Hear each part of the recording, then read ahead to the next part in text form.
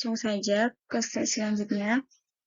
Jadi sebelumnya kita harus tahu apa itu nilai-nilai Islam, apa itu falsafah hidup. Jadi nilai-nilai Islam merupakan bagian dari nilai-nilai material yang terwujud dalam kenyataan pengalaman jasmani dan rohani. Nilai-nilai Islam merupakan tingkat integritas kepribadian yang mencapai tingkat budi.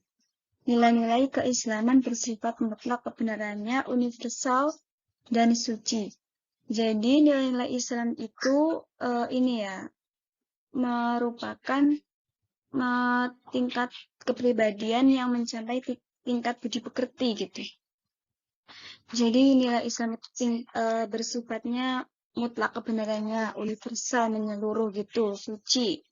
Karena di situ ada kata-kata Islamnya ya, jadi termasuk suci gitu.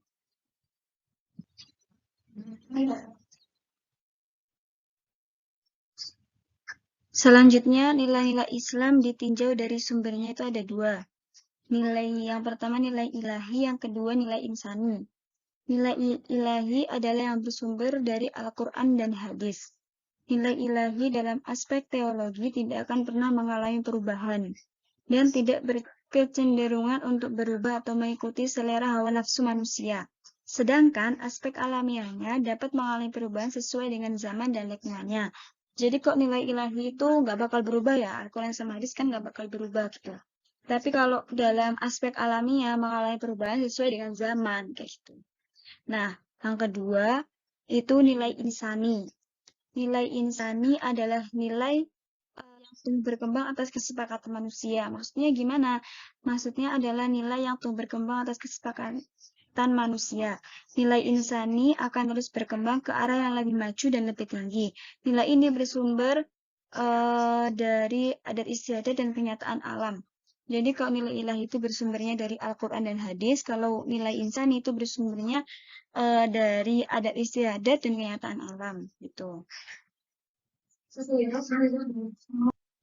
Selanjutnya, pada dasarnya nilai-nilai dikelompokkan menjadi dua, ada nilai formal dan nilai material. Yang pertama nilai formal. Nilai formal adalah nilai yang tidak ada wujudnya. Nilai material adalah nilai yang berwujud. Maksudnya gimana? Nilai formal yaitu nilai yang tidak ada wujudnya tetapi memiliki bentuk, lambang, serta simbol-simbol. Nilai ini terdiri dari dua macam, yaitu nilai sendiri dan nilai turunan. Yang kedua, nilai material. Nilai material yaitu nilai yang berwujud dalam kenyataan pengalaman rohani dan jasmani. Itu.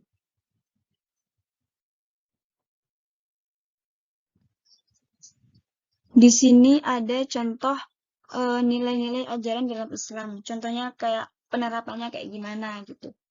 Berkata jujur karena Allah SWT selalu melihat perbuatan kita. Jadi dimanapun kita berada, kita harus jujur pada siapapun kayak gitu. Karena sekecil apapun itu bakal kelihatan gitu. Terus itu yang kedua, melaksanakan kewajiban beribadah seperti sholat, puasa, dan zakat. Jadi kewajiban-kewajiban yang udah ditentukan sama Allah itu dilaksanain kayak gitu. Selanjutnya, saling tolong-menolong dalam kebaikan dengan keluarga, tetangga, teman, dan saudara. Jadi saling tolong-menolong. Saling tolong-menolong dalam apa? Dalam kebaikan, bukan dalam kejahatan gitu. Selanjutnya, tidak mengambil yang bukan haknya, tidak korupsi, tidak mencuri, dan membayar hutang.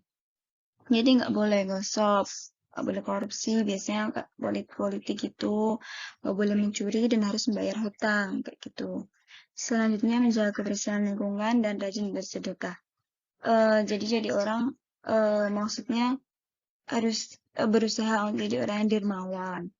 Jadi kalau ada setengah hartanya yang mau memenuhi nasab kayak gitu ya disedekahkan kayak gitu.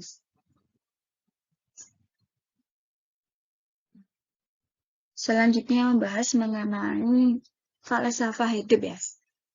Jadi filsafat itu padanan dari kata falsafah.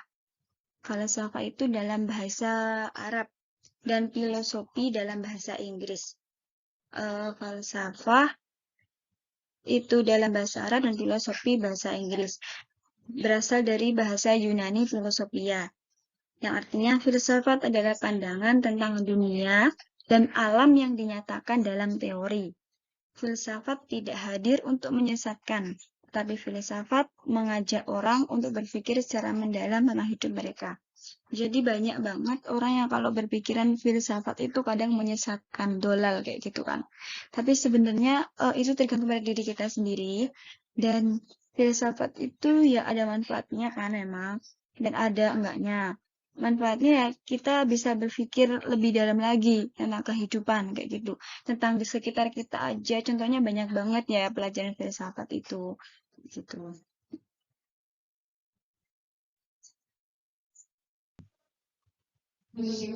Selanjutnya, setelah mengetahui apa itu falsafah, kita membahas mengenai pandangan hidup berdasarkan asalnya.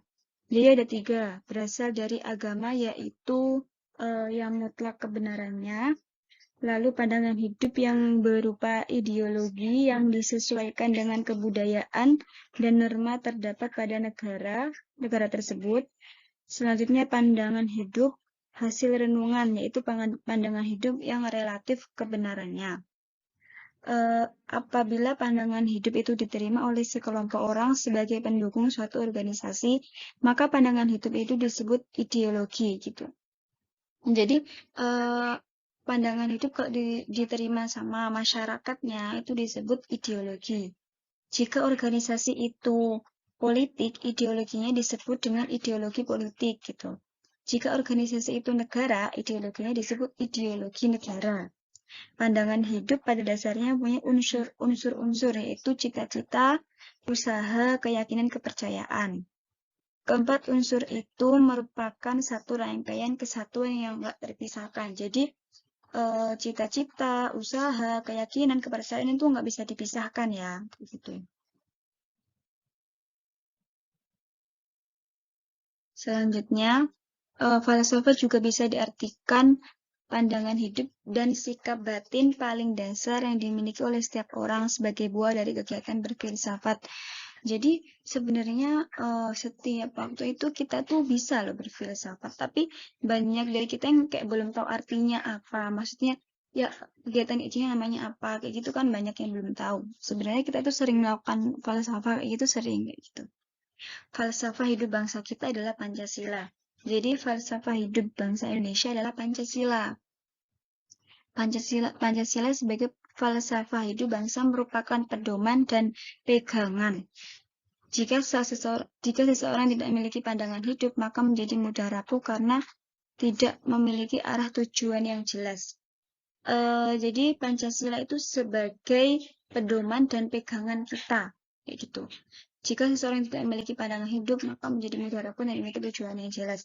Jadi kalau orang itu nggak mempunyai pegangan, kan jadinya dia nggak tahu arah tujuannya harus kemana. Kalau ada kayak gini harus gimana, kayak gitu maksudnya. Ya pokoknya harus kita tahu falsafah negara kita adalah Pancasila. Gitu.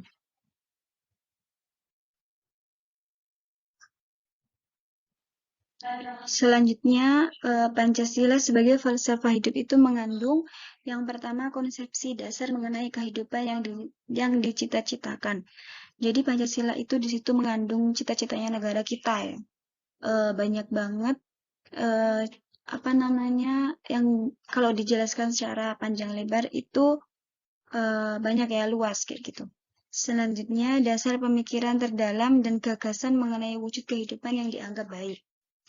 Lalu kristalisasi dari nilai-nilai hidup dalam masyarakat Indonesia. Maksudnya gimana? Kayak budayanya itu lebih dikeraskan gitu, lebih di ya agar budaya kita itu berkembang, jadi kayak lebih dikeraskan budayanya. Tapi sesuai dengan budayanya masing-masing, adatnya masing-masing, sukunya masing-masing, kayak gitu. Jadi intinya Pancasila itu mengandung cita-cita, mengandung budaya, kayak gitu. Dan mengandung bagaimana secara kita menyikapi apapun itu dengan baik, gitu. Lalu yang terakhir adalah manfaat mengenai falsafah hidup atau pandangan hidup. mengandung membangun diri sendiri untuk membuka cakrawala pandang yang lebih luas. Jadi dengan kita itu mengetahui falsafah hidup, pandangan hidup, kita itu bisa memandang pengetahuan, bisa cakrawala kita bisa lebih luas kayak gitu. Selanjutnya membendung egoisme dan egosentrisme. Jadi dengan kita mengetahui falsafah hidup, kita bisa mengurangi, setidaknya mengurangi egoisme dan egosentrisme. Egosentrisme itu gimana? Yang kayak perhatian yang berlebihan pada diri sendiri. Jadi kayak dia itu keuntungannya hanya ke diri sendiri gitu. Belum bisa menyeimbangkan antara diri sendiri dan orang lain kayak gitu. Selanjutnya memberikan dasar-dasar baik, maksudnya kita selalu berbuat baik kayak gitu. Selanjutnya mampu mengapresiasi keindahan. Jadi ada budaya apapun itu yang baru, ada hal-hal baru kita apresiasi kayak gitu. Apapun itu dalam di negara kita kasih apresiasi. Selanjutnya tanggap dan menaruh empati maupun simpati pada orang lain. Jadi punya rasa empati, simpati pada orang lain. Kalau contoh misalnya ada yang kesusahan, ada yang kurang mampu, kita punya gitu rasa empati, punya rasa simpati kayak gitu. Yang terakhir menjunjung tinggi rasa keadilan. Jadi kalau kita bisa menyeimbangkan falsafah hidup, maksudnya menjunjung tinggi rasa keadilan tuh, jadi menyeimbangkannya itu disebut kayak rasa adil gitu. Gitu. Jadi cukup sekian penjelasan dari saya. Semoga bermanfaat dan semoga bisa diamalkan yang baik-baik. Mungkin cukup sekian. Jika ada salah kata mohon dimaafkan.